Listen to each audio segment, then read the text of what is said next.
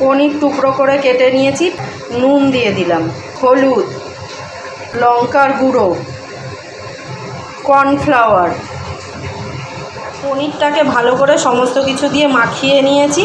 এবার এগুলোকে সাদা তেলে ভেজে নেব। পনিরটা ভাজা হয়ে গেছে।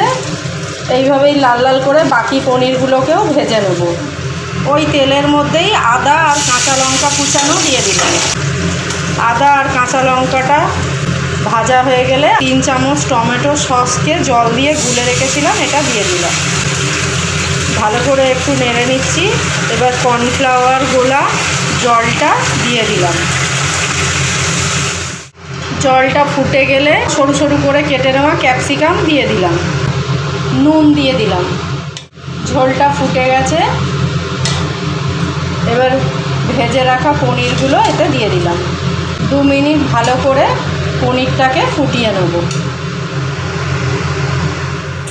তৈরি করে নিলাম ক্যাপসিকাম দিয়ে নিরামিষ পনির। এবার এটা নামিয়ে নেব। নতুন বন্ধুদের সাবস্ক্রাইব করার জন্য অনুরোধ রইল।